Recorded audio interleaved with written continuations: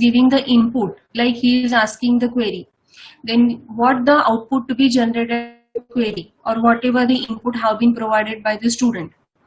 So जर query विचारत असेल स्टुडंटसाठी, जर क्वेरी स्टुडंट विचारत असेल प्रोसेसला, तर प्रोसेसने काय आउटपुट दिले हे तुम्हाला रिप्रेझेंट करता आलं पाहिजे किंवा हे तुम्हाला त्याच्यामध्ये दाखवावंच लागणार आहे. ठीक आहे. जसं स्टुडंटने इथे सांगितलं, स्टुडंट डिटेल्स केले, फीस भरली, मग स्टुडंटला आउटपुट काय मिळालं, स्टुडंटला रिसिट मिळाली, स्टुडंटला टाइम टेबल मिळालं, स्टुडंटला फीडबॅक. ओके, फीडबॅक म्हणजे काय, जर काही एन्क्वायरी केली असेल तर त्या एन्क्वायरीला फीडबॅक मिळाला, म्हणजे स्टुडंटला त्या कोर्सच्या डिटेल्स मिळाल्या, त्या पद्धतीने अकॉर्डिंगली फीडबॅक मिळाला. ओके. त्याच्यानंतर टीचरने काय दिलं इनपुट, प्रत्येक ॲरोला नाव हे असलं पाहिजे डीएफडी मध्ये. टीचरने इनपुट काय दिलं सिस्टीमला, त्याच्यानंतर सिस्टीमने टीचरला काय आउटपुट दिलं. काय टीचर काय इनपुट देऊ शकते सिस्टीमला कॉलेज ऍडमिशन सिस्टीम मध्ये, टीचरचा काय रोल असणार आहे, course details, subject details, course details, subject details, teacher details. आणि टीचरला काय मिळणार आहे आउटपुट मध्ये, तुम्ही टीचरला काय रिप्रेझेंट करा, सॅलरी देणार आहे. ओके. त्याच्यानंतर अपडेटेड कोर्स डिटेल्स. ओके, म्हणजे टीचर या सब्जेक्ट्स मध्ये शी इज गुड, मग त्याच्यापैकी त्या टीचर्सनी कोणकोणते सब्जेक्ट या कॉलेजमध्ये किंवा या कोर्स टीच करायचे, ती इन्फॉर्मेशन सगळी सिस्टीम कोणाला देणार आहे, तुमच्या टीचरला देणार आहे. Okay, getting. त्याच्यानंतर सिस्टीम मध्ये तुम्हाला काय दाखवायचं आहे, एक ऍडमिन की जो तुमची ही सिस्टीम कंट्रोल करतो. मग ऍडमिन सिस्टीमला काय देते, तुमच्या कोर्स डिटेल्स देते, फीस डिटेल्स देते. कोर्स डिटेल्स म्हणजे काय, या कॉलेजच्या अंडर कोणकोणते कोर्सेस कंडक्ट करायचे, प्रत्येक कोर्सची फीस किती असणार आहे, प्रत्येक कोर्सच्या अंडर किती कॅपॅसिटी तुम्ही ऍडमिट करून घेऊ शकता स्टुडंटसाठी. सगळे ऍडमिन कोणाला देणार आहे, सिस्टीमला देणार आहे. सिस्टीम आउटपुट मध्ये ऍडमिनला काय देणार आहे, अकॉर्डिंगली तुम्ही त्या सिस्टीम मधून आउटपुट, म्हणजे स्टुडंट्सनी, आता स्टुडंटने ऍडमिशन घेतला, मग स्टुडंटने ऍडमिशन घेतला तर तो रिपोर्ट कोणाला मिळणार, ऍडमिनला मिळणार. गेटिंग.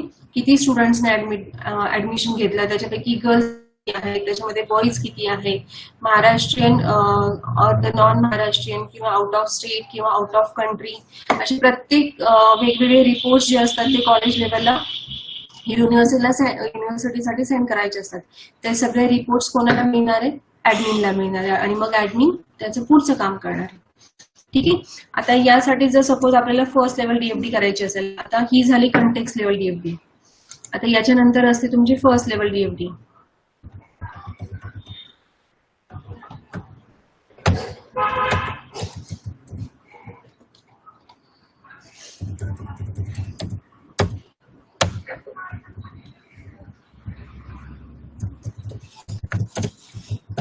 फर्स्ट लेवल डीएफडीचा पहिला पॉइंट आहे की you can elaborate your system. You can elaborate म्हणजे काय, तुम्ही तुमच्या सिस्टीमला नंबर ऑफ फंक्शनॅलिटीज मध्ये तुम्ही काय काय फंक्शनॅलिटीज तुमच्या सिस्टीम मध्ये करणार आहे, त्या फंक्शनॅलिटीज नुसार सिक्वेन्स मध्ये त्या प्रोसेसेस प्रेझेंट करायच्या. म्हणजे स्टुडंट आता कॉलेज ऍडमिशन आहे, मग स्टुडंट काय करणार, पहिले एन्क्वायरी करणार. मग एन्क्वायरी केल्यानंतर काय करणार, तुम्ही काय करता एन्क्वायरी केल्यानंतर नॉर्मली, पहिली एन्क्वायरी करता ना, तुम्हाला ज्या कोर्सला ऍडमिशन घ्यायचं त्या कोर्सची तुम्ही त्या कॉलेजमध्ये किंवा नंबर ऑफ कॉलेजमध्ये जाऊन एन्क्वायरी करता. एन्क्वायरी केल्यानंतर काय करता, तुम्ही ऍप्लिकेशन फॉर्म भरता. बरोबर, म्हणजे तुम्ही डिसिजन घेतलं की नाही मला या कॉलेजमध्ये या कोर्ससाठी ऍडमिशन घ्यायचंय. मग तुम्ही फॉर्म फिल करता. मग फॉर्म फिल केल्यानंतर काय होतं, त्याच्या पुढची प्रोसेस काय असते, कन्फर्मेशन बाय कॉलेज. तुम्ही ती इन्फॉर्मेशन कॉलेजला सेंड करता, बरोबर ना. मग कॉलेजमधून फीडबॅक येतो तुम्हाला, आणि कॉलेजने तुमची एलिजिबिलिटी चेक केली, तुमचे डॉक्युमेंट चेक केली की मग तुम्ही काय करता, कॉलेजमध्ये ऍडमिशन घेता. कॉलेजमध्ये ऍडमिशन कधी कन्फर्म होतं, ज्या वेळेला तुम्ही पेमेंट करता, बरोबर. आणि जेव्हा तुम्ही पेमेंट करता तुम्हाला रिसिप्ट मिळते, त्यावेळेला तुमचं ऍडमिशन कन्फर्म होतं, ही झाली तुमची कॉलेज ऍडमिशन सिस्टीम. म्हणजे तुम्ही काय करता, एका सिस्टीमला जी तुम्ही इथे एका प्रोसेसने रिप्रेझेंट केलेली असते, त्याच प्रोसेसला तुम्ही नंबर ऑफ सब प्रोसेसेस मध्ये रिप्रेझेंट करता. म्हणजे तुम्ही त्या प्रोसेसला अजून डिटेल, मोर डिटेल इन्फॉर्मेशन मध्ये प्रेझेंट करता. कॉन्टेक्स्ट लेवलने फक्त ओव्हरव्ह्यू रिप्रेझेंट होतो. ठीक आहे. आणि याच्यामधून तुम्हाला त्या सिस्टीमची इन्फॉर्मेशन मिळते. इन्फॉर्मेशन मिळते म्हणजे काय होतं की तुम्ही त्या प्रोसेसमध्ये तुम्ही त्या सिस्टीममध्ये कोणकोणत्या फंक्शनॅलिटीज ऍड करणार आहे ते तुम्हाला रिप्रेझेंट करता येतं. ओके. त्याच्यानंतर सेकंड पॉइंट काय लिहिला होता इथे आपण, सिंगल प्रोसेस. इथे तुमच्या किती असतात, more than one process, more than one process, more than one sub process, you can say more than one process, or you can say it as a sub process also, because these are the sub process of here this main process. Okay. Now what is the third point that you have to remind regarding this particular topic is numbering. What type of numbering you can use within this first level DFD? So the numbering is 0.0, that is 0 level DFD. Now this is first level DFD. So numbering starts from 1.0. Second process is 2.0. Third process is 3.0.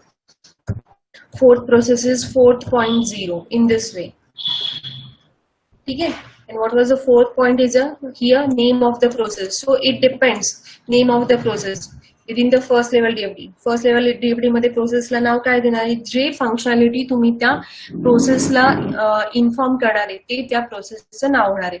तुम्ही enquiry करणार असाल तर enquiry process झाली, payment करणार असाल तर payment process झाली, form feeling करत असाल तर फॉर्म फिलिंग प्रोसेस झाली.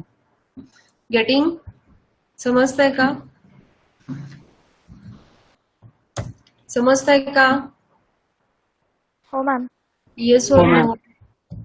आता बघा ही तुमची 0 लेवल डीएफडी झाली की जी कंटेक्स्ट लेवल डीएफडी आहे. या कंटेक्स्ट लेवल डीएफडी ला तुम्ही अजून डिटेल्ड मध्ये एक्सप्लेन करता. मग त्याचं नंबरिंग कसं असतं तुमचं, या पद्धतीने.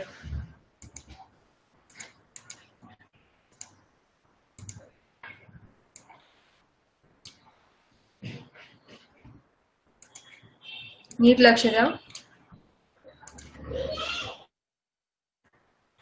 याचं नंबरिंग काय झालं, 1.0. याचं नंबर म्हणजे पहिली प्रोसेस फर्स्ट लेवल डीएफडीची 1.0 ही जो तुम्ही 0.0 मधूनच सब प्रोसेस फॉर्म करणार.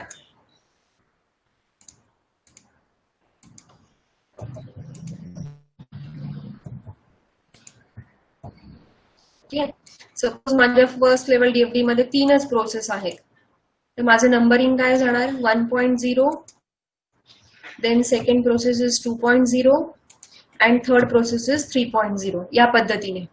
म्हणजे हे झालं तुमचं कंटेक्स्ट लेवल. त्याच्यानंतर हे नंबरिंग झालं तुमचं फर्स्ट लेवल डीएफडी. आणि अजून एक लेवल डीएफडी असते पण ती आपण नाही ड्रॉ करत. सेकंड लेवल डीएफडी पण असते. सेकंड लेवल डीएफडी मध्ये काय असतं, आता 0 लेवल मध्ये फक्त ओव्हरव्ह्यू असतो. फर्स्ट लेवल मध्ये we are getting the information, actual information about the system. Second मध्ये deep information you can get about that particular system. म्हणजेच काय, आता तुम्ही इथे इन्क्वायरी प्रोसेस दाखवलं. आता इथे तुमच्या प्रोसेसचं नाव आहे कॉलेज मॅनेजमेंट. ही प्रोसेस आहे तुमची कॉलेज मॅनेजमेंट किंवा कॉलेज ऍडमिशन. ठीक आहे. आता इथे तुमची झाली ही, सपोज ही फर्स्ट लेवल डीएफडीची फर्स्ट प्रोसेस आहे असं कन्सिडर करा. इथे तुम्ही टाकलं एन्क्वायरी. एन्क्वायरी प्रोसेस ही तुमची आहे फॉर्म फिलिंग.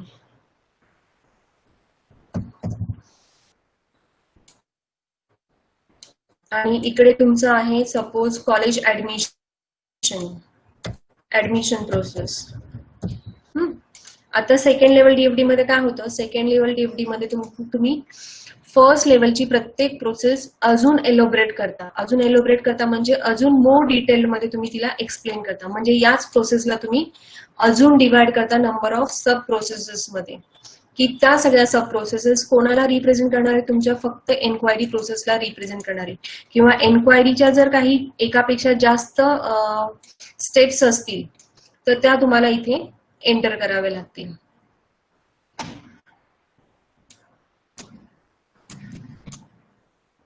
या पद्धतीने सेकंड लेवल डीएफडी असते.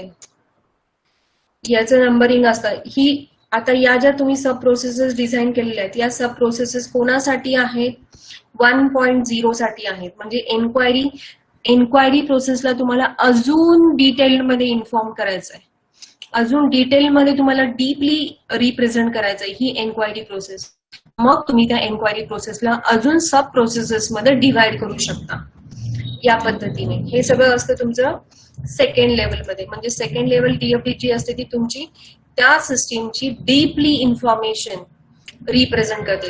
आता सेकंड लेवल डीएफडी मध्ये नंबरिंग कसं असतं, सेकंड लेवल डीएफडी मध्ये तुम्ही या 1.0 ला जर रिप्रेझेंट करत असाल, म्हणजे या 1.0 ला तुम्ही अजून डिटेलमध्ये रिप्रेझेंट करत असाल, तर या प्रोसेसचा नंबर जर 1.0 असेल तर या प्रोसेस मधल्या म्हणजे सेकंड लेवल डीएफडीच्या फर्स्ट प्रोसेसचा नंबर असतो 1.1, याचा नंबर असतो 1.2. जर इथे अजून काही प्रोसेसेस असतील तर 1.3, 1.4 या पद्धतीने त्या रिप्रेझेंट होतात. तसं या पद्धतीने अप टू 1.n तुम्ही रिप्रेझेंट करू शकता. आता सपोज फिलिंगला मला अजून मोर डिटेलमध्ये नाही एक्सप्लेन करता येते, ठीक आहे, तुम्ही नाही केलं तरी चालू शकतं. सपोज 3.0 आहे, तुम्ही फॉर्म मध्ये 3.0 ऍडमिशनला अजून मल्टिपल फंक्शनॅलिटीज मध्ये डिवाइड केला असेल, तर तुम्ही काय करणार, परत त्या ऍडमिशनला त्या सब प्रोसेसेस मध्ये डिवाइड करणार. समजलं? आणि मग तुम्ही काय करणार, या ऍडमिशन घ्यायचं म्हणजे काय करायचंय, पहिले पेमेंट करायचंय. मग मी पहिली प्रोसेस करणार 3.1. 3.1 मध्ये काय मिळणार मला, पेमेंट प्रोसेस झाली. 3.2 मध्ये मी काय करणार आहे, ऍडमिशन कधी होणार, पेमेंट केलं, मला फीडबॅक मिळाला आणि रिसिप्ट जनरेशन, मला हे पण दाखवायचं डिटेल्ड मध्ये, receipt generation. So the number is 3.2 is receipt generation.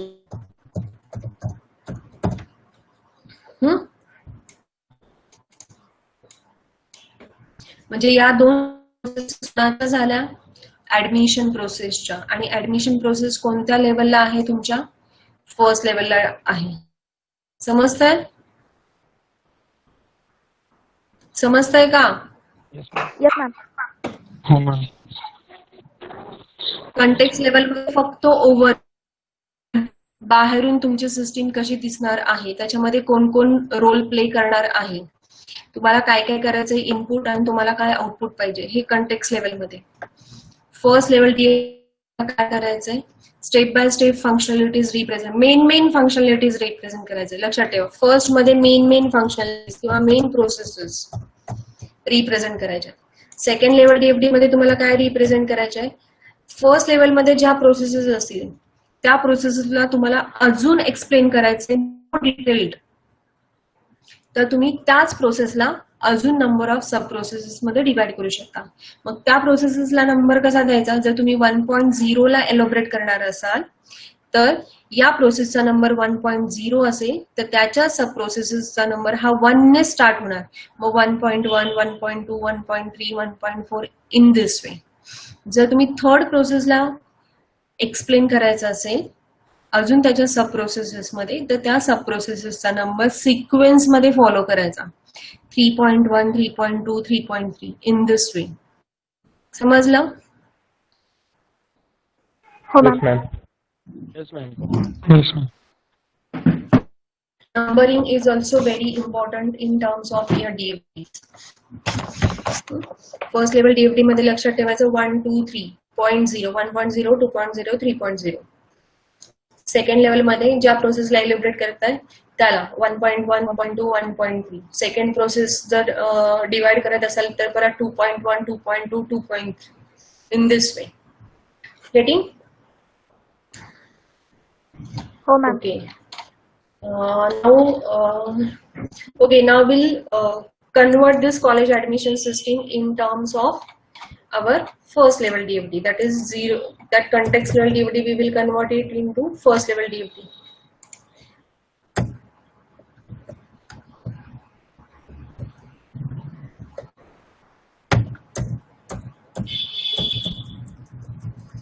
So जर तुम्हाला कन्फ्युजन होत असेल तर तुम्ही काय करायचं, पहिले कोणकोणत्या प्रोसेसेस येतील त्या रिप्रेझेंट करायच्या. प्रोसेस आहे माझी मास्टर एंट्री. मास्टर एंट्री म्हणजे काय ते मी सांगते. आता तुम्ही सांगा, तुम्ही याला कॉलेजमध्ये ऍडमिशन घ्यायचं, तुम्ही सगळ्यात पहिल्यांदा काय करणार. तुम्ही कन्सिडर करा की तुम्ही BBA ला ऍडमिशन घेताय, तर तुम्ही कोणती प्रोसेस फॉलो केली होती, ती प्रोसेस तुम्ही मला सांगा. एन्क्वायरी. पहिले तुम्ही कॉलेजमध्ये एन्क्वायरी केली. ओके, सो प्रोसेस झाली. मग तुम्ही एन्क्वायरी केल्यानंतर काय केलं, एन्क्वायरी केली. एन्क्वायरीमध्ये तुम्हाला पोस्ट डिटेल्स मिळाल्या, फीज, ठीक आहे. त्याच्यानंतर तुम्हाला त्या कॉलेजमध्ये तो कोर्स कुठल्या फ्लोअरला कंडक्ट होतो, लॅब्स, क्लासरूम, हे सगळे तुम्हाला पुढे एन्क्वायरी झाली. आता तुम्ही डिसिजन घेतलं की मला याच कॉलेजमध्ये हा पर्टिक्युलर कोर्स करायचा आहे. मग काय करता, तुम्ही त्या कॉलेजमध्ये जाऊन त्या कोर्ससाठी अप्लाय करता. म्हणजे काय करता, तुम्ही फॉर्म भरता. मग ऍप्लिकेशन फॉर्म करता तुम्ही, ऍप्लिकेशन फॉर्म फिलिंग, ठीक आहे. आता तुम्ही फॉर्म भरता कॉलेजच्या वेबसाईट वरती जाऊन. पूर्वी ऑफलाईन होतं, आता ऑनलाईन फॉर्म भरता, बरोबर ना. ऍप्लिकेशन फॉर्म आता ऑनलाईन भरता. जेव्हा तुम्ही फर्स्ट इयरला ऍडमिशन घेतलं असेल माझ्या मते, तेव्हा पण तुम्ही ऑनलाईन फॉर्मच भरला होता ना ऍप्लिकेशनचा. हो, बरोबर. ऍप्लिकेशनचा फॉर्म फिल केला तुम्ही, ऑनलाईन ऍप्लिकेशन फॉर्म. आता ऑनलाईन ऍप्लिकेशन फॉर्म फिल करताना ऍप्लिकेशन फॉर्म फिलिंगला जर तुम्हाला सेकंड लेवल DFD मध्ये जर तुम्हाला रिप्रेझेंट करायचं असेल तर ऍप्लिकेशन फॉर्म फिलिंग मध्ये तुम्ही काय करू शकता, फॉर्म फिल करता. फॉर्म फिल करताना तुम्ही तुमचे personal details, academic details enter करता, बरोबर. मग त्याच्यानंतर तुम्ही 12 ची मार्कशीट आणि फोटो स्कॅन करून अपलोड करता. मग त्याच्यामध्ये तुम्ही असं दाखवू शकता, जर तुम्हाला 3.0 ला जर सेकंड लेवलमध्ये जर तुम्हाला रिप्रेझेंट करायचं असेल तर 3.1 जी असणारी तुमची, म्हणजे या प्रोसेसची सब प्रोसेस सेकंड लेवल DFD साठी काय,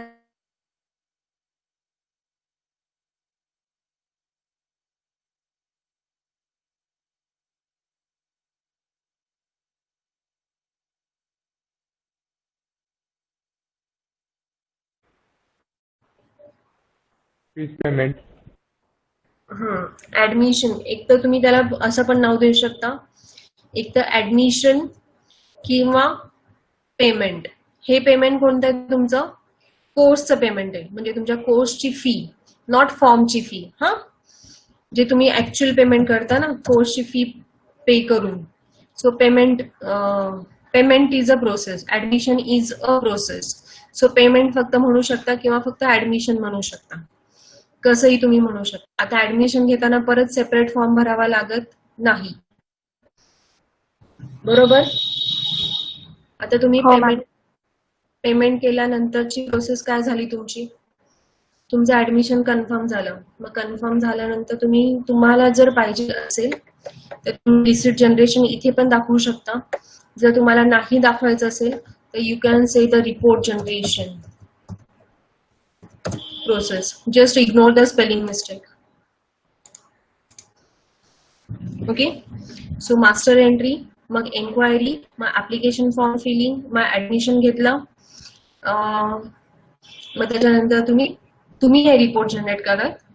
रिपोर्ट हे सिस्टीम जनरेट करते ऍडमिन साठी. ही रिपोर्ट जनरेशन आणि मास्टर एंट्री या दोन्ही प्रोसेसेस ऍडमिन हँडल करतो. इथे स्टुडंटचा काहीच इंटरफिअर नसतो या दोन पहिल्या प्रोसेसमध्ये आणि लास्ट प्रोसेसमध्ये. these two processes, first process and the last process, is totally happening. Okay, now come to actual data diagram. आता तुम्ही प्रोसेसेस सिलेक्ट केला, तुम्हाला काय काय दाखवायचं. मग आता तुमची झाली फर्स्ट लेवल डीएफडीच्या प्रोसेसेस. आता तुम्ही ड्रॉ करायला घेतला. ड्रॉ करायला घेतल्यानंतर तुम्हाला 1.0 दाखवायचं, बरोबर. आता हे तर खूपच कॉम्प्लिकेटेड जाणार आहे वर्ड मध्ये ड्रॉ करायला. 1.0. आता 1.0 मध्ये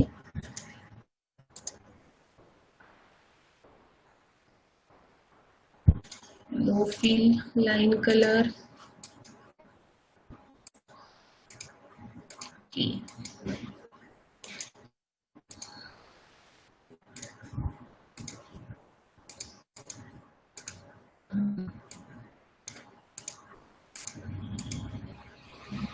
झालं तुमचं 1.0. आता 1.0 ला तुम्हाला नंबरिंग करायचंय. मी नंबरिंग केला.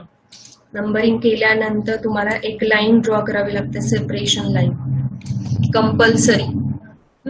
आणि मग त्याच्यानंतर तुम्हाला प्रोसेसला नाव द्यायचं असतं. तुम्ही या प्रोसेसला नाव देताय.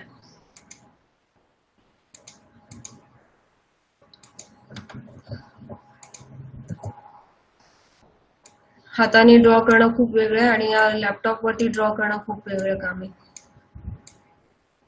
आता प्रोसेसचं नाव काय आहे तुमच्या? Master entry.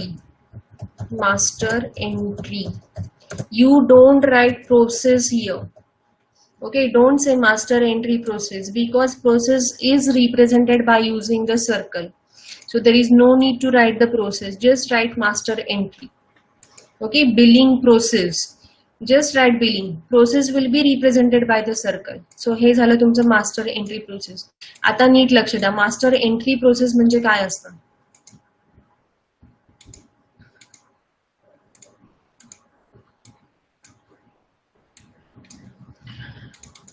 Master entry process म्हणजे तुम्हाला कॉलेज ऍडमिशन सिस्टीम आहे. कॉलेज ऍडमिशन सिस्टीम एखादा किंवा तुम्ही गेल्यानंतर कॉलेज ऍडमिशन प्रोसेस चालू होत नाही. ती ऑलरेडी एक्झिस्टिंग असते त्या कॉलेजमध्ये. फक्त तुम्हाला त्या प्रोसेसला फॉलो करायचं असतं, बरोबर. बरोबर का? त्या कॉलेजमध्ये तो कोर्स तुमच्या अगोदर पासून चालू असतो. तुम्ही ऍडमिशन घ्यायच्या अगोदर पासून तो कोर्स त्या कॉलेजमध्ये एक्झिस्ट असतो.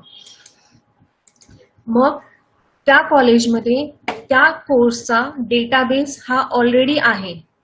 मग तो कसा तुम्ही रिप्रेझेंट करणार, त्याच्यासाठी ही मास्टर एंट्री प्रोसेस असते. मास्टर एंट्रीचा मेन जॉब असतो की तुम्ही ऍडमिशन घ्यायच्या अगोदर ती प्रोसेस त्या कॉलेजमध्ये एक्झिस्ट आहे, त्यांच्याकडे तो ऑलरेडी डेटाबेस आहे. त्या कोर्ससाठी ऑलरेडी काही स्टुडंट्सनी ऍडमिशन घेतलेले आहेत. ऑलरेडी प्रिव्हियस इयर मध्ये सुद्धा त्या कोर्ससाठी ऍडमिशन झालेले आहेत आणि ते स्टुडंट्स आता सेकंड इयर मध्ये आहेत. त्याच्या अगोदरच्या इयर मध्ये सुद्धा स्टुडंट्सनी त्या कोर्ससाठी ऍडमिशन घेतलेलं आहे. म्हणजे जेव्हापासून तुमचा तो कोर्स स्टार्ट होतोय तेव्हापासूनची सगळी इन्फॉर्मेशन हा मास्टर एंट्री फॉलो करतो. मास्टर एंट्री प्रोसेस तुम्ही कॉलेज ऍडमिशन साठी दाखवू शकता, हॉस्पिटल मॅनेजमेंटसाठी दाखवू शकता, रेल्वे रिझर्वेशन साठी दाखवू शकता. कारण का कोणतीही रिझर्वेशन सिस्टीम असेल तर त्यांच्याकडे तो डेटाबेस ऑलरेडी एक्झिस्ट असणार आहे. जर रेल्वे रिझर्वेशन असेल तर कोणत्या टाईपच्या ट्रेन्स आहेत, त्या ट्रेन्सचं नाव काय आहे, त्या ट्रेन्स कुठून कुठे, त्यांचं सोर्स काय आहे, डेस्टिनेशन काय आहे, पुन्हा त्यांचे चार्जेस किती आहेत, त्याच्यानंतर त्यांचा रूट कुठला आहे, हा सगळा फिक्स आहे. ही सगळी प्रोसेस जी असणार आहे ही सगळी ऑलरेडी फिक्स्ड आहे. मग ती सगळी इन्फॉर्मेशन कुठे स्टोर्ड असते किंवा कोण प्रोव्हाइड करतो? मास्टर एंट्री प्रोसेस प्रोव्हाइड करतो. समजलं का तुम्हाला मला काय बोलायचं ते? मास्टर एंट्री म्हणजे काय? Yes ma'am. हॉस्पिटलमध्ये जर सपोज एखाद्या पेशंटला ऍडमिट करायचं आहे, आपण जातो रजिस्ट्रेशन करतो. रजिस्ट्रेशन करताना ते तुम्हाला रजिस्ट्रेशन वरती एखादा फॉर्म देतात, फॉर्म फिल करायला सांगतात. तुम्ही किंवा तुमच्या पेशंटला हॉस्पिटलमध्ये ऍडमिट करायच्या अगोदर त्यांच्याकडे इन्फॉर्मेशन असते की कोणकोणत्या रूम्स आता वॅकंट आहेत, बरोबर. त्या कोणत्या टाईप्सच्या आहेत, एसी आहेत, नॉन एसी आहेत, लक्झरी किंवा अजून काही त्यांचे टाईप्स असतील, बरोबर. त्यांचे चार्जेस किती आहेत हे सगळं ऑलरेडी फिक्स्ड असतं. मग तेच तुम्हाला रिप्रेझेंट करायचंय कोणा through? Master entry process through. ठीक आहे, समजलं मास्टर एंट्री म्हणजे काय? की ऍक्च्युली त्यांच्याकडे तुमच्या सिस्टीमचा किंवा तुम्ही जी सिस्टीम बिल्ड करताय त्याचा database already for other students is already exist. Getting the meaning of master entry? Yes, ma'am. Yes, ma'am. Okay. आता याला इनपुट काय असतं? याच्यासाठी इनपुट आहे तुमचं तुमच्या ज्या काही एंटिटीज तुम्ही ER डायग्राम मध्ये दाखवल्या असतील त्या एंटिटीज तुमच्या याच्यामध्ये रोल प्ले करतील. म्हणजे तुम्ही इथे कंटेक्स्ट लेवल मध्ये काय काय दाखवलंय तुम्ही? टीचर दाखवलंय, स्टुडंट दाखवलंय आणि ऍडमिन दाखवलंय. ओके, ठीक आहे.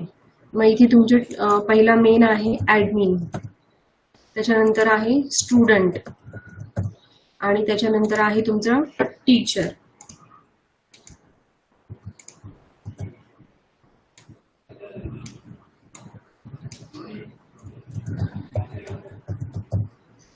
ठीक आहे. या सगळ्या एंटिटीज काय करणार आहेत? मास्टर एंट्रीला इनपुट देणार आहे.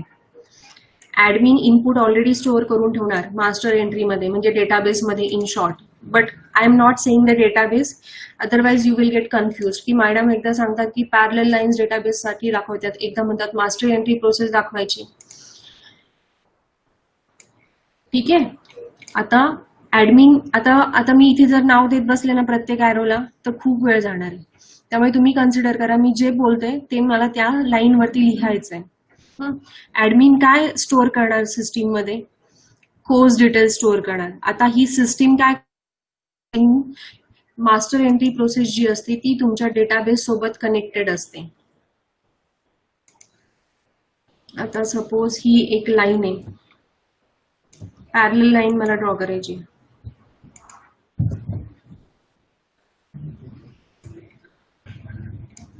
आता या पॅरलल लाईन मध्ये परत मला तुमच्या सिस्टीम मध्ये, म्हणजे तुम्ही कॉलेज ऍडमिशन सिस्टीम करत असताना तुम्ही त्या कॉलेज ऍडमिशन सिस्टीम मध्ये कोणकोणते टेबल्स जे रिप्रेझेंट केले असणार आहेत किंवा जे जे टेबल्स तुम्ही वापरले असणार आहेत ते सगळे टेबल्सची एंट्री तुम्हाला मास्टर एंट्री मध्ये रिप्रेझेंट करावी लागते. ओके. सपोज स्टुडंट, मग तुम्ही एक स्टुडंटची फाईल क्रिएट केली आणि त्या सगळ्या स्टुडंटच्या डिटेल्स तुम्ही या फाईलमध्ये स्टोअर केलेल्या आहेत. मग स्टुडंटची इन्फॉर्मेशन तुमच्या स्टुडंट टेबलमध्ये आहे. मग स्टुडंट एक डेटाबेस झाला तुमचा. मग आता याच पद्धतीने तुम्ही टीचरने जी इन्फॉर्मेशन सेंड केलेली आहे सिस्टीमला ती पण तुम्ही स्टोअर केलेली आहे. मग मी इथे दाखवणार माझ्याकडे टीचरचा एक टेबल आहे. बघा या साईडला या सगळ्या एंटिटीज आहेत, या साईडला हे सगळे टेबल्स तुम्ही ज्याच्यामध्ये डेटा स्टोअर करताय. तुम्ही डेटा हा फाईलमध्ये स्टोअर करू शकता, तुम्ही डेटा हा तुमच्या डेटाबेसमध्ये स्टोअर करू शकता. डेटाबेस म्हणजे तुमचा बॅकएंडला जो काम करतो तो. तुमचा ओरॅकल असेल, तुमचा पोस्टग्रेस असेल, MySQL असेल, ऍक्सेस असेल, C++चा प्रोजेक्ट असेल तर तुम्ही डेटा फाईलमध्ये स्टोअर करता. त्या फाईल्स असतील ज्या तुम्ही क्रिएट केल्या असतील. स्टुडंट इथून बघा, आता इथून स्टुडंट काय घेणार? स्टुडंट डिटेल्स देणार. त्या स्टुडंट डिटेल्स सिस्टीम काय करणार? स्टुडंट टेबलमध्ये सेव्ह करणार. टीचरच्या डिटेल्स टीचर टेबलमध्ये स्टोअर करणार.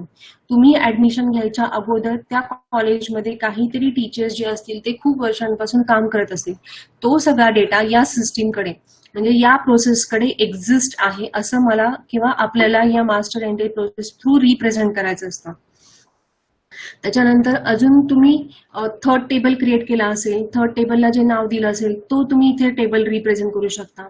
किंवा तुम्ही जे फॉर्म फी सबमिट करता ती फॉर्म फी तुम्ही एखाद्या पर्टिक्युलर बँकेमधून तुम्ही पे करता आणि ती एका पर्टिक्युलर अकाउंटमध्ये जाऊन स्टोअर होते. मग तुम्ही तुमच्या डेटाबेसमध्ये बॅकएंडला किंवा ऍक्सेसमध्ये वी कॅन से जर काही डेटाबेस क्रिएट केला असेल आणि त्या डेटाबेसचं नाव दिलं असेल पेमेंट, तर तुम्ही इथे तो टेबल तुम्हाला इथे तो रिप्रेझेंटच करावा लागणार आहे. तुमचा या डायग्राम, तुमचा DFD आणि तुमचा डेटाबेस एकमेकांशी रिलेटेड असला पाहिजे. ठीक आहे. मग आता तुम्ही इथे स्टुडंटनी जी डिटेल्स एंट्री केली ती सिस्टीमने कशामध्ये एंटर केली? तुमच्या टेबलमध्ये एंट्री केली. हे तुम्हाला रिप्रेझेंट करायचं आहे असं. आता पेमेंट स्टुडंटनी पेमेंट केलं, मग ते पेमेंटच्या टेबलमध्ये जाऊन स्टोअर झालं. म्हणजे जर तुम्ही फी पे केली आणि मी त्याचं रेकॉर्डच नाही ठेवलं आणि मी तुम्हाला परत 2 महिन्यांनी सांगितलं की नाही तुमची फी बॅलन्स आहे, तुम्ही फी पे करा, चालेल का तुम्हाला? नाही चालणार ना, कारण का आपण ऑलरेडी ती फी पे केलेली आहे. मग तो रेकॉर्ड कुठेतरी तुम्हाला स्टोअर करून ठेवावा लागणार आहे. त्याच्यासाठी आपण टेबल्स यूज करतो. डेटाबेस जेव्हा आपण बॅकएंडला यूज करतो, आपला डेटा हा टेबल फॉर्मॅटमध्ये स्टोअर असतो बॅकएंडला.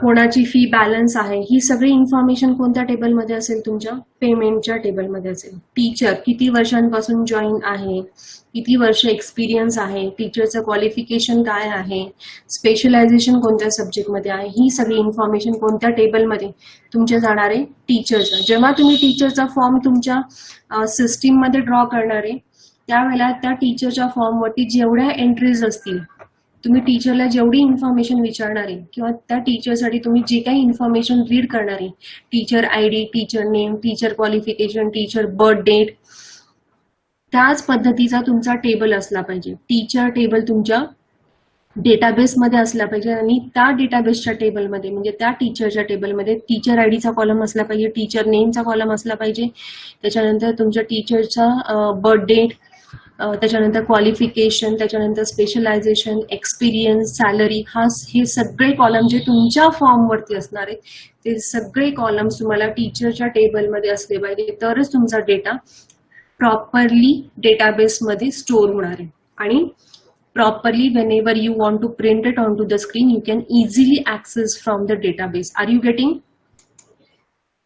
clear? Master entry process means what? कळालं? डेटाबेस अजून येऊ शकतात ना? काय येऊ शकतात? हा, तुमच्या प्रोजेक्टनुसार तुम्ही इथे अजून तुमच्या सिस्टीम मध्ये जेवढे डेटाबेस एक्झिस्ट असतील की ज्याच्यामध्ये मास्टर एंट्री प्रोसेस मधून डेटा जातो, तो डेटा तुमचा सगळा इथे स्टोअर असू शकतो. गेटिंग? समजलं का? हो मॅम. आता या ॲरोला तुम्ही नाव काय देणार? Student will give the student details, teacher details, updated student details are stored within the student details. म्हणजे एखाद्या स्टुडंटने सेकंड इयरमध्ये जाऊन सांगितलं की माझा ऍड्रेस चेंज करा, माझा मोबाईल नंबर चेंज करा, तो accordingly the information will be updated from the student table. So updated information, updated student details, updated teacher details किंवा पेमेंट डिटेल्स या पद्धतीने स्टोअर करू शकता तुम्ही on the right hand side. Getting? Now come to the second process. Second process is what here? Inquiry process. Now you draw the inquiry process.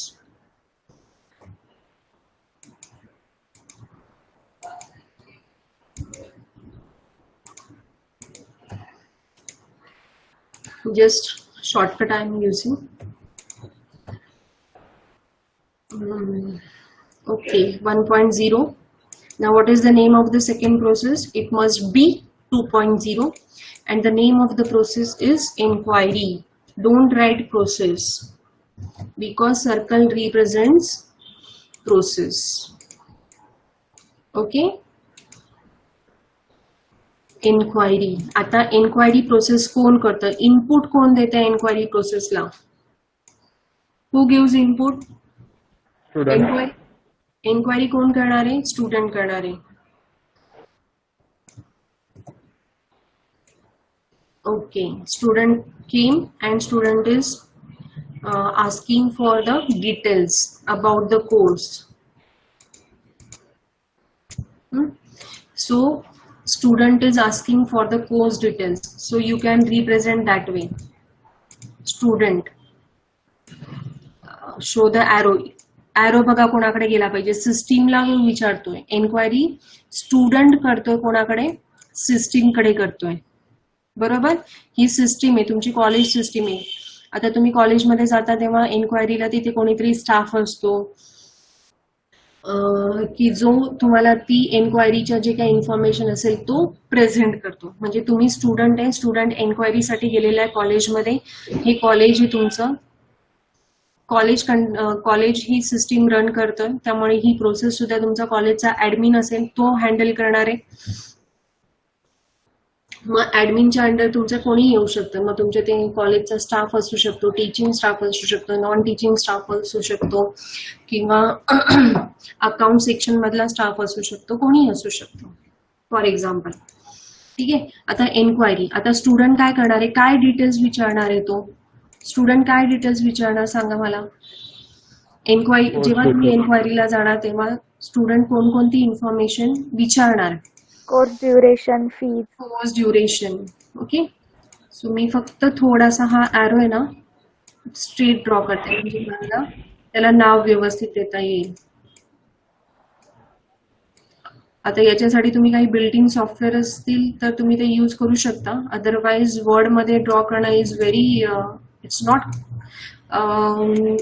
Easy task. It takes a lot of time आणि formatting पण खूप लागते याला. आमच्या वेळेला असे काही built in softwares नव्हते, सो फक्त वर्डच, मायक्रोसॉफ्ट वर्ड होतं की ज्याच्यामध्येच आम्ही ड्रॉ करू शकतो. So I know this things. Student, आता स्टुडंट काय विचारणार आहे तुमच्या प्रोसेसला, कोर्स डिटेल्स. कोर्स डिटेल्स विचारणार. त्याच्यानंतर काय विचारणार तो स्टुडंट, अजून काय विचारणार, त्याची फीस किती आहे, बरोबर, त्याची एलिजिबिलिटी किती आहे, म्हणजे एलिजिबिलिटी काय आहे. एलिजिबिलिटी म्हणजे कळतं ना, जसं BCS ला ऍडमिशन घ्यायचं असेल तर 12th ला मॅथ्स कंपल्सरी आहे.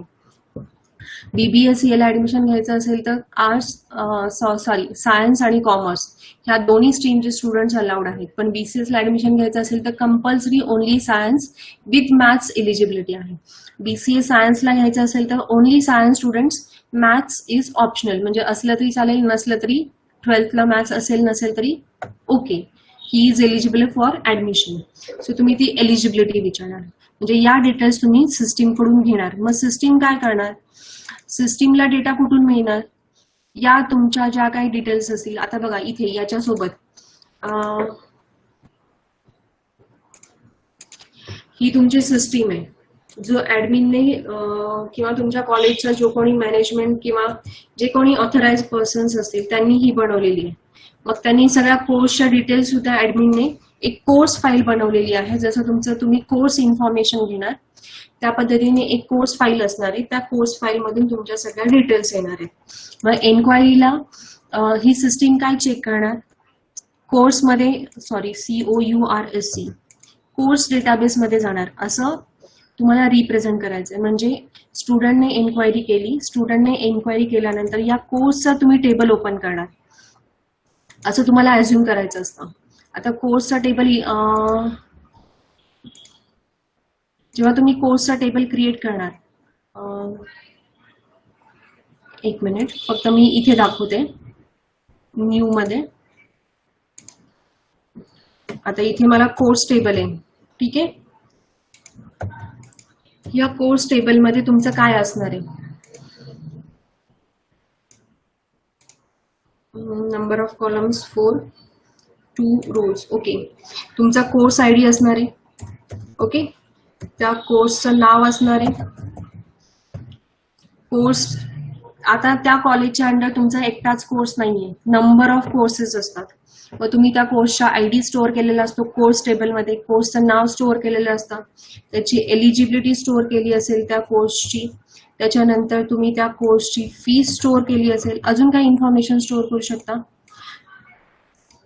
प्लीज.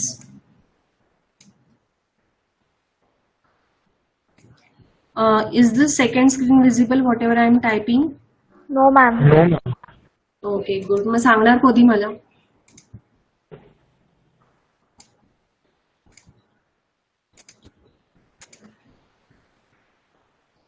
window.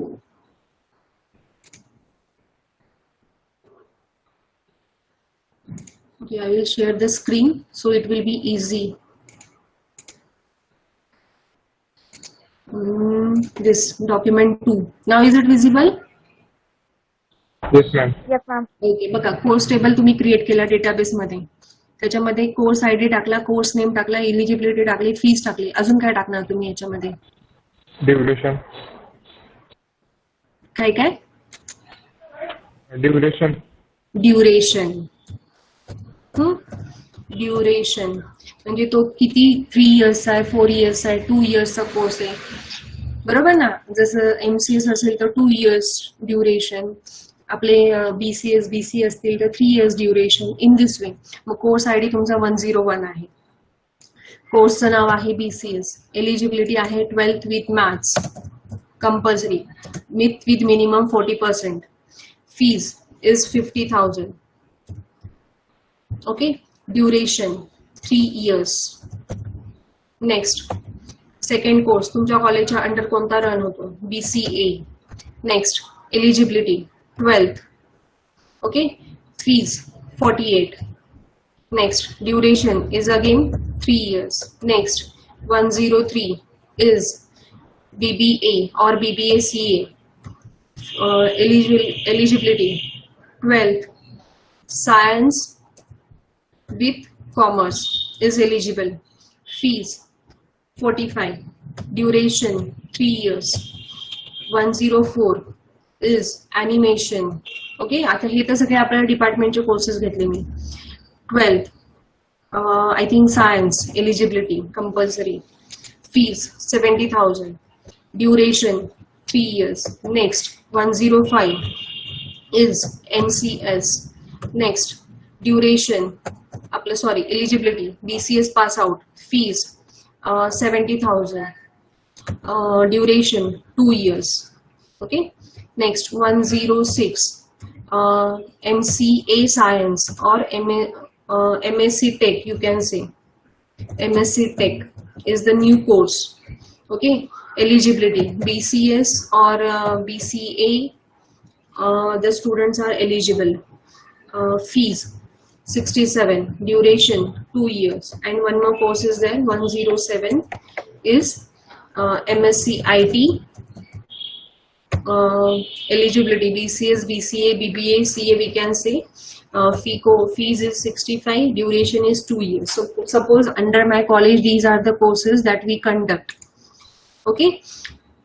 आता जेव्हा तुम्ही फॉर्म डिझाईन करणार फ्रंट एंडला, त्यावेळेला तुम्ही फॉर्म डिझाईन करता या पद्धतीने. हा तुमचा फॉर्म झाला. तुम्ही इथे काहीतरी हेडिंग देता पहिले, बरोबर. इकडे तुम्ही हेडिंग दिलं कोर्स डिटेल्स, मग त्याच्यानंतर खाली लिहिता एंटर कोर्स. त्याच्यानंतर तुम्ही एक लिस्ट बॉक्स घेता किंवा ड्रॉपडाऊन बॉक्स घेता, त्याच्यामध्ये ऑलरेडी कोर्सेस स्टोअर करून ठेवता. मग त्याची फीज असते. ही सगळी इन्फॉर्मेशन जेव्हा आपण कॉलेजच्या वेबसाईटवरती जातो तेव्हा पण आपल्याला दिसते. आणि जर तुम्ही ऑफलाईन गेलात तरी तुम्हाला ती सगळी इन्फॉर्मेशन मिळते. म्हणजे तुम्ही इथे फॉर्म थ्रू फ्रंट एंडला जो डेटा एंटर करताय तो तुमच्या प्रॉपरली बॅक एंडमध्ये स्टोअर झाला पाहिजे आणि तेच तुम्हाला DFD मध्ये दाखवायचं असतं. समजलं? मग आता तुम्ही एन्क्वायरी करताना एन्क्वायरीला इन्फॉर्मेशन कुठून मिळणार आहे? तुमच्या कोर्स मधून मिळणार आहे. ठीक आहे. आता तुम्ही ही कोर्स फाईल म्हणा किंवा कोर्स टेबल म्हणा जो तुम्ही इथे प्रेझेंट केलेला आहे,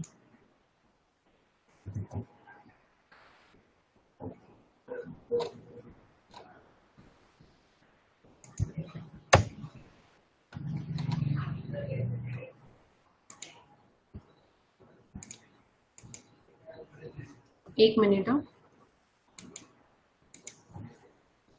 त्याला ग्रुप करून टाकते ते म्हणजे सारखं हलणार नाही ते. आता जेव्हा तुम्ही एन्क्वायरी करणार, DFD समजली ना तुम्हाला की ड्रॉ करायला खूप सोपी आहे DFD डायग्राम. कोर्स जेव्हा एखादा स्टुडंट एन्क्वायरी करणार तेव्हा त्या स्टुडंटला डेटा कशामधून मिळणार आहे? कोर्स फाईल मधून मिळणार. म्हणजे इथे तुम्ही या फाईलला किंवा या लिंकला, नॉट फाईल, या लिंकला नाव देणार आहे तुम्ही कोर्स डिटेल्स. म्हणजे तुमच्या सिस्टीम मध्ये किंवा सिस्टीम डिटेल्स कुठून फेच करणार आहे की जे ऑलरेडी कोर्सच्या फाईल मध्ये असतील. ठीक आहे. समजलं का? कोर्स फाईल मधून कोणता डेटा मिळाला? कोर्स डिटेल्स मिळाल्या. ठीक आहे. सिस्टीमला, सिस्टीम म्हणजे कोण? जो तुम्हाला रिप्रेझेंट करणार आहे किंवा स्टुडंटला जो आन्सर करणार आहे तो काय करतो? समोर एक चार्ट असतो, तर चार्ट मध्ये बघतो ओके हा कोर्स आहे का, या कोर्सची एवढी फी आहे, याची ही एलिजिबिलिटी, याचं एवढं ड्युरेशन आहे. हे त्याने त्या फॉर्म वरती किंवा त्याच्याकडे एक बुकलेट असतं त्या बुकलेट मध्ये बघतो आणि तो ते तुम्हाला स्टुडंटला सांगतो. ठीक आहे, म्हणजे तुमचा डेटा कुठून आला, कोर्सच्या टेबलमधून आला. आणि आता आउटपुट कोणाला मिळणार आहे, स्टुडंटला मिळणार ना, स्टुडंटने इनपुट दिले, मग आउटपुट कोणाला मिळणार, स्टुडंटला मिळणार. स्टुडंटला काय आउटपुट मिळणार, काय आउटपुट मिळणार स्टुडंटला, डिटेल्स. डिटेल्स मिळणार. या स्टुडंटला डिटेल्स गेल्या, आउटपुट स्टुडंटला मिळालं म्हणून ॲरो स्टुडंटकडे गेला. मग इथे काय मिळणार तुम्हाला, अपडेटेड, म्हणजे तुम्ही इन्फॉर्मेशन विचारली ती इन्फॉर्मेशन तुम्हाला मिळाली. सो अपडेटेड कोर्स डिटेल्स मिळाल्या, फीज मिळाल्या, अपडेटेड किंवा response to the enquiry details. In this way also you can write here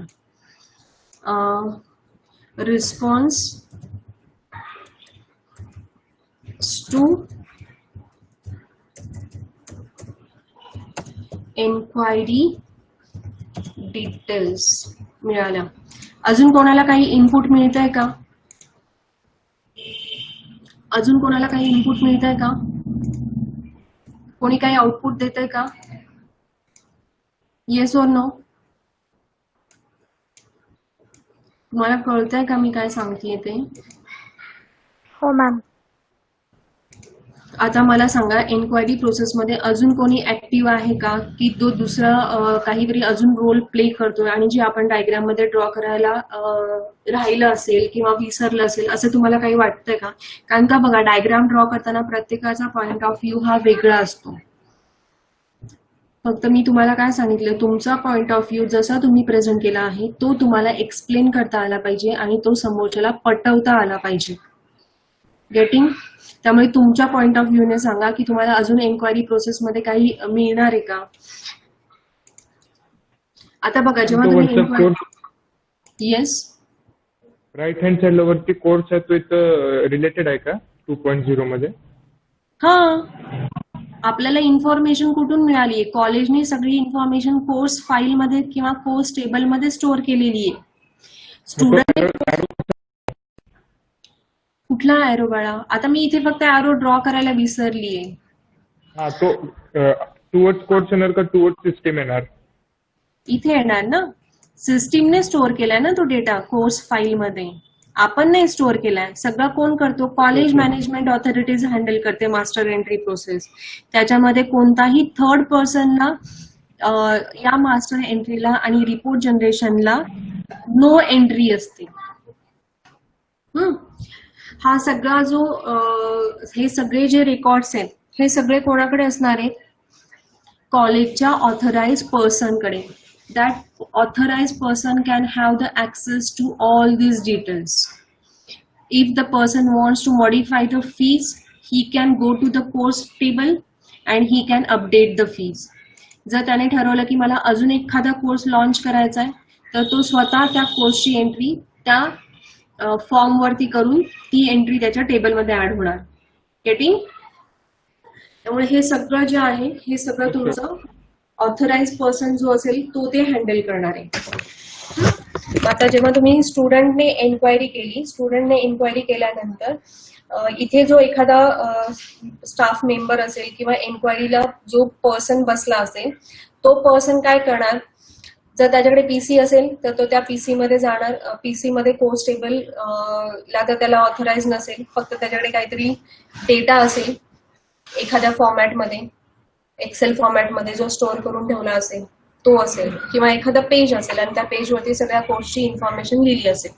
म्हणजे इन शॉर्ट काय आहे, त्या कोर्समधून तुम्हाला सगळ्या डिटेल्स हा जो स्टाफ मेंबर असेल जो एन्क्वायरीला बसला असेल तो या स्टुडंटला सगळं एक्सप्लेन करणार आणि एक्सप्लेन करण्यानंतर स्टुडंटला त्या सगळ्या डिटेल्स मिळणार.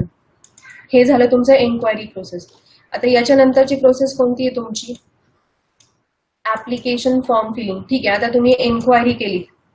It may happen some students may be interested, some may not be interested, but those who are interested, they can fill the form. Okay, though the students, those who are interested, they can fill the form. So third process will be what? So the third process will be my, आता मला हे सगळ्या details लागणार आहेत. So मी सगळे at a time copy करते आणि फक्त त्याच्यामध्ये चेंजेस करते.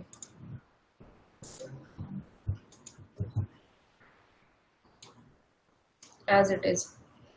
ओके, ठीक आहे. आता थर्ड प्रोसेस आहे. थर्ड प्रोसेसचं नाव काय? Form feeling.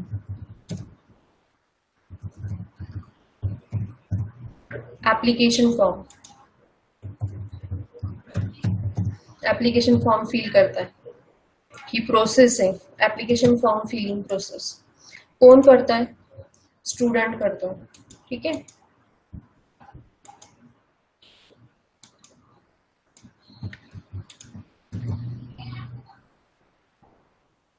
मग ऍप्लिकेशन फॉर्म फिल करताना स्टुडंट काय काय एंटर करणार?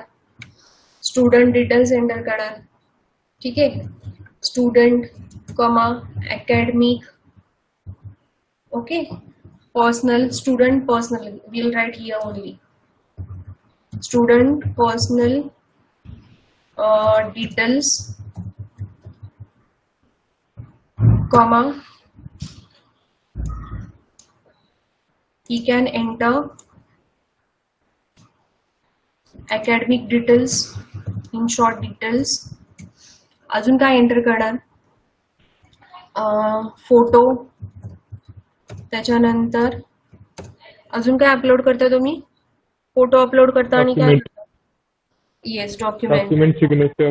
हा, 12 चे डॉक्युमेंट्स तुम्ही अपलोड करता. बरोबर. फोटो आणि डॉक्युमेंट तुम्ही अपलोड केला. कन्सिडर करा फक्त मार्कशीट. आता मार्कशीटचा फोटोकॉपी तुम्हाला अपलोड करायचा आहे. आता तुम्ही फॉर्म फिल केला. फॉर्म फिल करताना स्टुडंटने त्याच्या स्वतःच्या पर्सनल डिटेल्स ज्या तुम्ही फॉर्म वरती विचारले असतील, अकॅडमिक डिटेल्स ज्या फॉर्म वरती असतील, फॉर्मचा फोटो आणि फॉर्मचे लागणारे अटॅच डॉक्युमेंट्स, तुम्ही सगळं हे या प्रोसेसला दिलं. आता प्रोसेस काय करणार? ज्या ज्या स्टुडंटने ऍप्लिकेशन फॉर्म केले, म्हणजे it is a one type of registration. मग तुम्ही काय करणार? एखादा तुमच्याकडे रजिस्ट्रेशनचा टेबल असेल की the students those who have fill the form. It may happen की एन्क्वायरीला 100% स्टुडंट्स आले असतील. त्या 100% स्टुडंट्स पैकी 80% स्टुडंट्सने फॉर्म फिल केला आणि त्याच्यापैकी only 50 student have taken the admission. Fill करतात ते सगळेच त्या कोर्सला ऍडमिशन घेतात असं नाहीये. ते फॉर्म फिल करून ठेवतात, सीट ऑक्युपाय करून ठेवतात, सायमल्टेनियसली मोर दॅन 1 कोर्स साठी ऍडमिशन घेतात, मोर दॅन 1 कोर्सला ते ट्राय करतात. गेटिंग? म्हणजे इंजिनिअरिंग साठी ट्राय करतात किंवा मेडिकल साठी ट्राय करतात किंवा अजून हॉटेल मॅनेजमेंट असेल किंवा अजून एखाद्या कुठल्या ते दुसऱ्या कोर्ससाठी ट्राय करतात. तिथे ऍडमिशन नाही घेतलं तर इथे admission, like registration they can do because they want to occupy the seat from that particular college for that particular course. ठीक आहे. मग ऍप्लिकेशन फॉर्म फिल केल्यानंतर आता बघा, ऍप्लिकेशन फॉर्म फिल करताना स्टुडंट फॉर्म फी सुद्धा पे करतो. हे पण तुम्ही दाखवायचे. फॉर्म पेमेंट किंवा फॉर्म फी पे केली. मग आता स्टुडंटने जी इन्फॉर्मेशन एंटर केली आहे ती इन्फॉर्मेशन तुमच्या सिस्टीमला कुठेतरी स्टोअर करून ठेवावी लागणार आहे. बरोबर ना?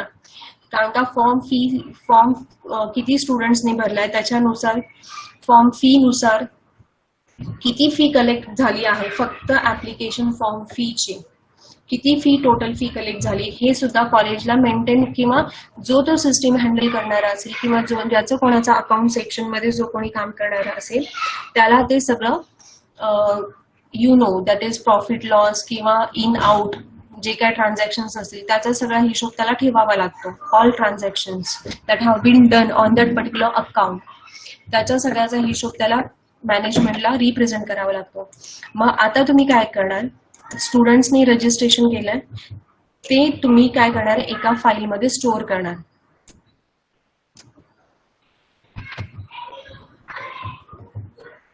R you there? और काय झालं, झोप आली का सगळ्यांना? आहे मॅम. नो मॅम, आहे. कळते ना तुम्हाला मी काय सांगते ते? हो मॅम. हो मॅम.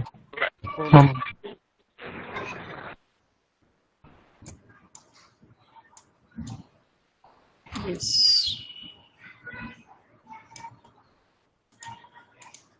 आता कन्सिडर करा इथे लाईन्स आहेत. परत म्हणू नका मॅडम इथल्या लाईन्स कुठे गेल्या.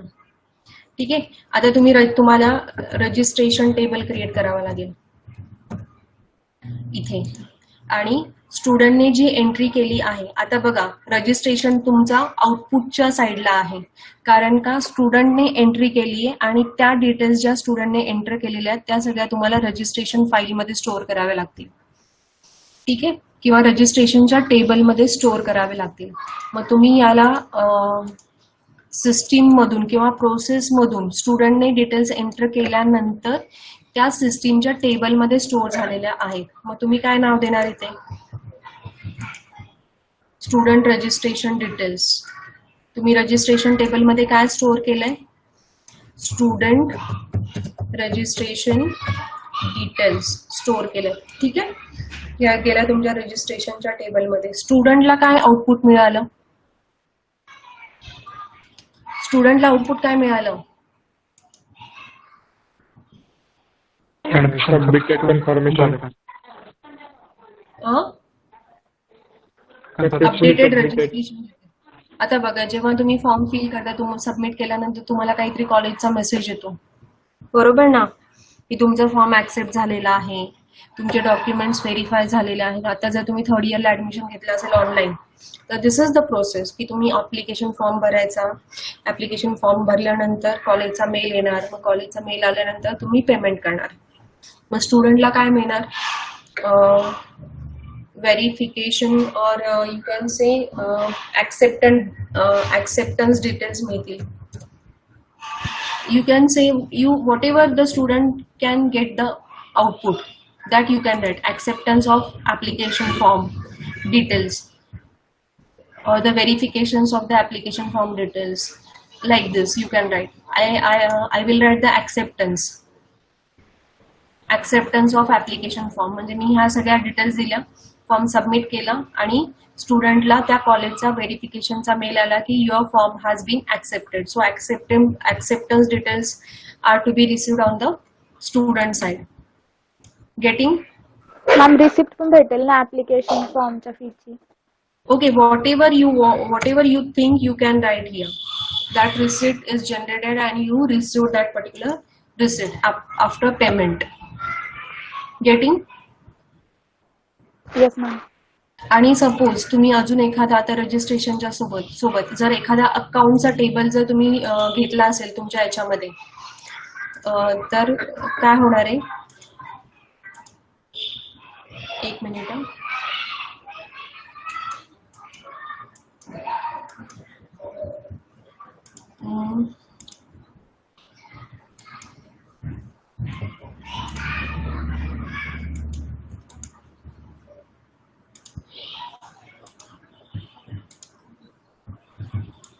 आता मला काय दाखवायचं मी ते तुम्हाला सांगते.